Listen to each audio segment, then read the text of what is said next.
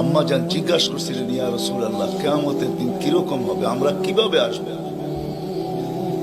তো আম্মা জানকে আল্লাহ রাসূল বলছিলেন যে হুফাতান ওরাতান, পায়ে হাইটা আসবে, উলঙ্গ আসবে। তো আম্মা জান চিৎকার দিয়া বলছে, আলা ইয়ারা বাযুনা বাযা, আমাদের একজন আরেকজনকে দেখবে না?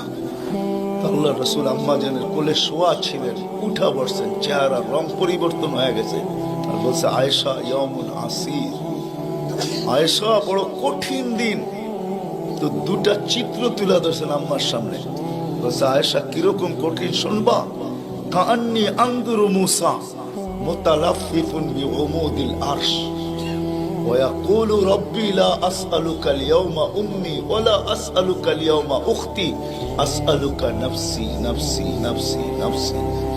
বলছে, আয়েশা এরকম কঠিন দিন আমি দেখতেছি যেন মুসা আলাইহিস সালাম আরশের খুঁটি ধরে চিৎকার দিতেছে আর বলতেছে, আল্লাহ আজকের দিনে মাকে চাই না, বোনকে চাই না, চাই আমাকে বাঁচান, আমাকে বাঁচান।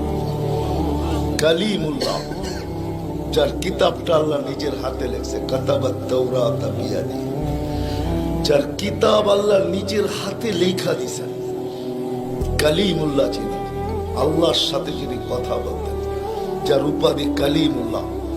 উলুল আজমি মিনার রসুল, 5 জন নবীর ভিতরে একজন যিনি, 5 জন উলুল আজমি মিনার রসুলের ভিতরে।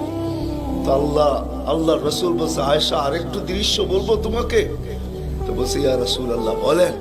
বলছে, ওয়া জিআ বিজাহান্নাম, জাহান্নামকে যখন আনা হবে 70,000 শিকল লাগানো হবে, প্রত্যেকটা করার সাথে 70,000 ফেরেশতা ধরবে। তারপরও জাহান্নাম ছুটবে, সব ফেরেশতাদের হাতের থেকে ছুটা নিচে কিয়ামতের দিন মাঠের দিকে যখন ভাগতে থাকবে, তো জিবরিল আলাইহিস সালাম আল্লাহর পাশে থাকবে, চিৎকার দিয়া বসা পড়বে আর বলবে, রব্বি সাল্লিম সাল্লিম, রব আমাকে বাঁচান, আমাকে বাঁচান।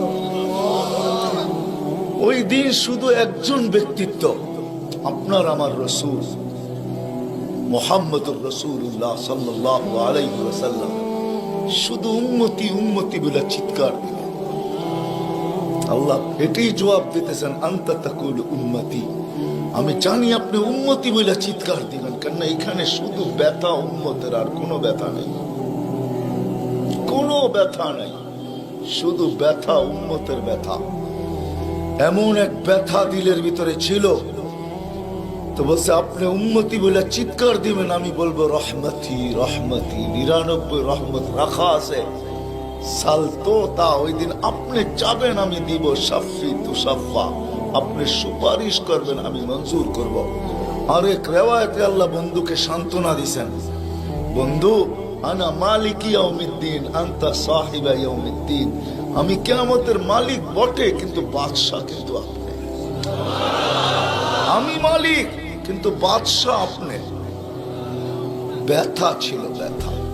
সুনামগঞ্জের মানুষ আমার চেয়ে বড় বড় ওলামার আওয়াজ করছে, আমি শুধু আপনাদেরকে একটু নবীর ব্যথা শুনাইতেছি, কিরকম ব্যথা ভিতরে ছিল। চলেন, যখন ব্যথাই শুনাইতেছিলাম তো আরেকটু শুনাই। প্রথম সিংহায় ফুতে সব ধ্বংস হয়ে যাবে, এটাকে নফখাতুল উলা বলে, কিয়ামত যেটাকে বলে। দ্বিতীয়টাকে নফখাতুন নুশুর বলে, দ্বিতীয় সিংহা ফুতে সব আবার জন্ম হবে, সব পয়দা হবে। কিন্তু এর আগে মৌত সবার হয়ে যাবে, মালাকুল মৌতেরও মৌত হবে, এটাও সত্য, হাদিসে আছে। আমি অতদূর টানতে চাইতেছি না। সর্বশেষ যখন মালাকুল মৌত থাকবে, তা আল্লাহ জিজ্ঞেস করবে, মাম বাকিয়া ইয়া মালাকুল মৌত, কে বাকি? তো বলবে, লা মা বাকিয়া আহাদ ইল্লা আনা ওয়া আনতাল হাইয়ুল লাযী লা তামুত। আকাশ জমিন আরশের নিচে কোথাও কোনো সৃষ্টি বাকি নাই, শুধু আমি একা বাকি আর আপনি। আল্লাহ জিজ্ঞাসা করবে, আইনা আনতা, তুমি কোথায়? তো বলবে, তাহতা আরশিক, আমি আপনার আরশের নিচে, পড়ে তো না। আল্লাহ বলবে, মাদা তারাও, আরশের নিচে তাকায় দেখো তো কি দেখা যায়? তো উনি লেখা দেখবে, আজকেও আছে, ওই দিনও উনি দেখবেন, ইন্নী কাতাবতুল মাউত আলা মান তাহতা আরশি, আমার আরশের নিচে যে আছে তাকে মরতেই হবে। আল্লাযী হাই, চিরঞ্জীব, ফাহুয়া ফাওকা আরশি, সে আমার আরশের উপরে বিরাজমান। তো বলবে আল্লাহ এই লেখা আছে এখানে, তা আল্লাহ বলবে ফাতামুত আনতা, এবার তোমার পালা। ফাইন্নাকা তাহতা আরশি, তুমি আমার আরশের নিচে। ওয়া ইন্নী কাতাবতুল মাউত আলা মান তাহতা আরশি, আর আমার আরশের নিচে যে আছে তাকে মরতেই হবে। সায়ুলকি আলাইহি সাকারাতাল মাউত, আল্লাহ ওনার উপরে মৃত্যুর যাতনা ঢালবেন। আজকে যদিও উনি মৃত্যু সম্বন্ধে কিঞ্চিত ধারণাও রাখেন না, আমার বিশ্বাস উনি মৌত কি জিনিস জানেন না, এটাই তো সত্য। কি যাতনা বিষে বুঝিবে সে কিসে, কবু আসি বিষে ডংসিনী জানে। সাপের বিষ তো ওই বোঝে যাকে সাপে দংশন করছে। উনি তো নিয়ে যায় শুধু আমাদেরকে, হুকুম হয় অপারেশন সাকসেস করে না, নিয়ে যান। এমনকি প্লেনের ভিতরে উনি অপারেশন চালান, ঠিক না? মানুষ প্লেনও মরে ইদানি, আগেও মরছে। উনি নিয়ে যান, উনি মৃত্যু সম্বন্ধে কিঞ্চিত ধারণা রাখেন না। তো যখন আল্লাহর ওনার উপরে সাকরাতুল মউত, সায়ুলকি আলাইহি সাকরাতুল মউত, মৃত্যুর যাতনা আল্লাহ ঢালবেন, তো ওই দিন উনি চিৎকার দিবে, চিৎকার। কিরকম চিৎকার? বলবে বিইজ্জতিকা ওয়া জালালিক, তোর ইজ্জত আর জালালের কসম, ওয়া উলুবি মাকানিক, তোর উচ্চতার কসম মালিক। লাউ আলিমতু সাকরাতাল মউত, মৃত্যু সম্বন্ধে যদি আমার কিঞ্চিত ধারণা থাকতো, মা কাবাস্তু আরওয়াহাল মুমিনিন, কোন মুমিন মুসলমানকে আমি এত কষ্ট দিয়ে নিয়ে আসতাম, এত কষ্ট।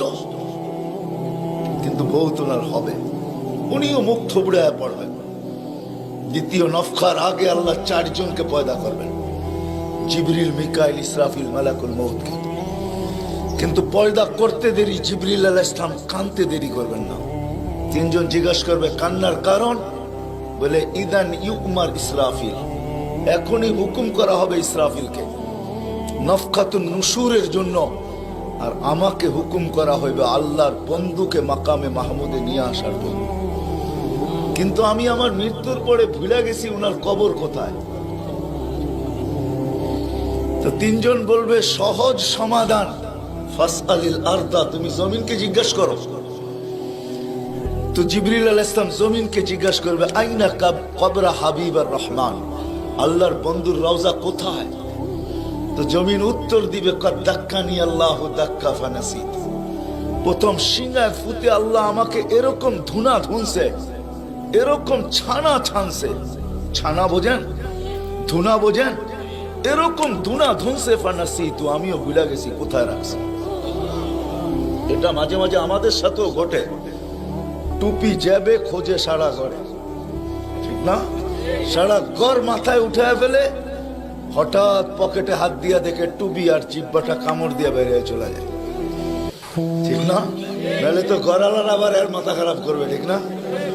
আমাদেরও ঘটে, জমিনও ভুলে যাবে। ওই দিন আল্লাহ রসুলের কবর থেকে নূর বাহির হবে, নূর নূর নূর নূর, হাত্তা ইয়াসাদ আরশার রহমান, আল্লাহর আরশ পর্যন্ত পৌঁছবে। আজকে বাহির হয় না, আজকে বাহির হলে দুনিয়া দুনিয়া থাকবে না, শেষ। আজকে সুযোগ নাই, ওই দিন বাহির হয়। জিবরিল আলাইহিস সালামকে হুকুম করা হবে নিয়ে আসো মাকামে মাহমুদে, নিয়ে আস, যাবে। পরেরটা হইল সুনামগঞ্জের মানুষ বুঝার, যদি ভিতরে দিল থাকে তাহলে বুঝবেন, নাহলে বুঝবেন না। উনি যাবে, পর মারবে পর, আর বলবে তুমি হাবিব আর রহমান, আল্লাহর বন্ধু ওঠেন।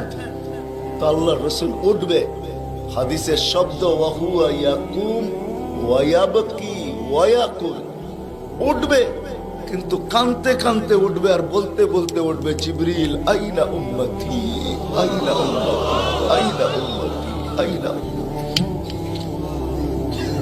আমার উম্মত কোথায়? আওয়াসালা শাফির জাহান্নাম, আমার উম্মত কি আমাকে ফাঁকি দিয়া পুলসিরাতের কিনারে চলে গেছে? তারপরে জিবরিল তুমি আমাকে উঠাইতে আসছো। তো জিবরিল কসম খাবে বিইজ্জতিল্লাহি ওয়া জালালি, মা শাক্কাল আরদা আহাদুন ইল্লা আনতা, আপনি ব্যতীত কেউ ওঠে নাই, উম্মত কোত্থেকে উঠবে? আপনি শান্ত হন, শান্ত, সান্ত্বনা দিবে, উঠবে, মাকামে মাহমুদে যাবে। কসম খোদার, ব্যথা আমি শুনাইতেছি আপনাদের, উঠবে, যাবে। কিন্তু মাকামে মাহমুদে বসবে না, শুধু ডাইন হাতটা রাইখা দিয়ে দাঁড়ায় থাকবে। আল্লাহ জিজ্ঞেস করবে, বন্ধু বসেন না? বলছে, না বসবো না। দাঁড়ায় আছেন কেন, হাত রাখছেন কেন? বলে, মালিক এই জন্য হাত রাইখা দাঁড়ায় আছি, এটা আমি মালিক। কিন্তু তাইলে বসেন না কেন? বলে, বসবো না। বলছে, কারণ কি কারণে বসবেন না? বলে, আমাকে বসায়া দিতে চান তাই না? আমি যদি বসি তো আমার উম্মতের জন্য ছোটবে কে, ভাববে কে, কাঁদবে কে?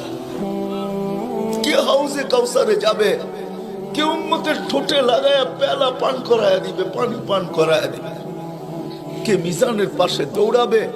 পাল্লা যদি সামনে না ঝোঁকে তাইলে দুরুদের গাঠি নিয়া, যা আমি আপনি পড়ছি নবীর উপরে দুরুদ, ওই গাঠি গুলাকে নিজের কাঁধে করে নিয়ে চলে আসবে।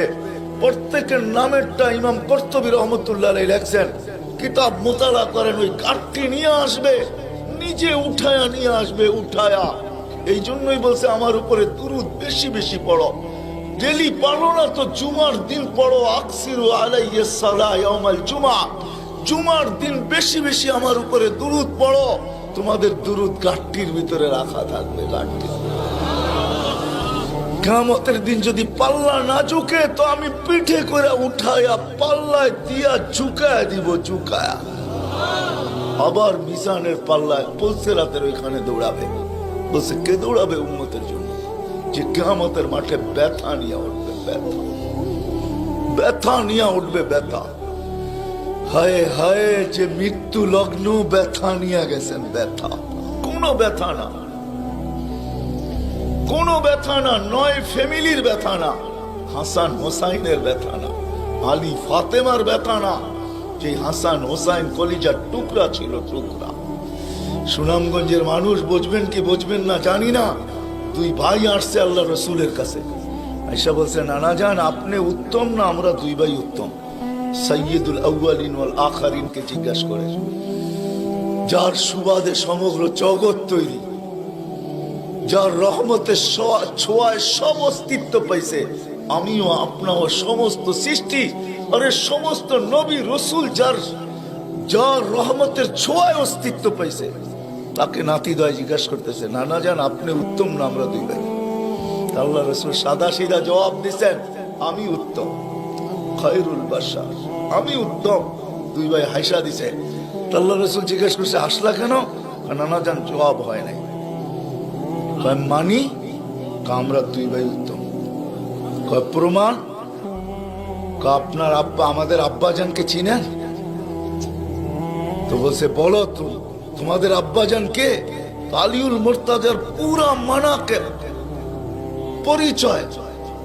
আমি সিলেটও বলে আসছি, আমার বড় আফসোস লাগে, বাংলাদেশে হাজারো ওয়াজ হয় সারা বছর, কিন্তু আজ পর্যন্ত একটা ওয়াজের ব্যানার পাইলাম না যে শানে সাহাবা, শানে সিদ্দিক, শানে আবু বকর, শানে ওমর, শানে ওসমান।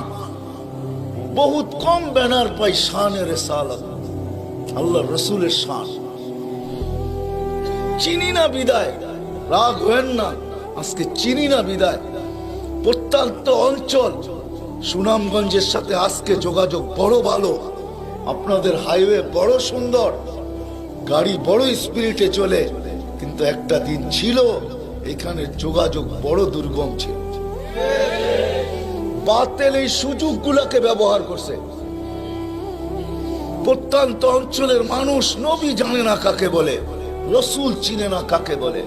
আপনারা তো শহরের মানুষ, হায় হায় আপনাদের এই সুনামগঞ্জ পাওয়া যাবে বহুত মানুষ নবীর নামও বলতে পারবে না। রাগ হয় না, রাগ হয় না, পায়ে হাত রাখে। বিদায় বাতিল এটাকে সুযোগ হিসাবে ব্যবহার করে। নবীকে যখন চিনে না তো ভুল নবীর 2 নম্বর 22 নম্বর নবীর মালা তাদের গলায় পড়ায়া দেয়। কাদিয়ানি বানাইতে সুবিধা এই জন্য, নবীর পরিচয় যদি আমাদের বাচ্চা জানতো, নারী পুরুষ জানতো, আমাদের স্কুল কলেজের ছেলেরা জানতো যে আমাদের নবী কে, তার প্রয়োজন কতটুকু, তার মর্তবা কত বড়, তাইলে কেউ এরকম দাওয়াত নিয়ে যাইতে দেরি, জুতার বাড়ি খেয়ে ফিরতে দেরি হতো। মুখ খোলার সুযোগ ছিল না আমার।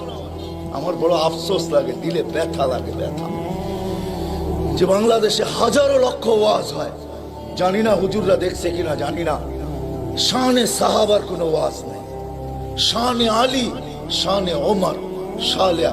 হায় হায়, কথা মনে উঠছে, এই জন্য বলেই ফেলি আজকে। আলী রাদিয়াল্লাহু তাআলা আনহু বসা আল্লাহ রসুলের কাছে, দুইজনই বসা, আর কেউ নাই। আমি আপনাদের কিতাবের হাওয়ালা দিব, কিতাব দিব।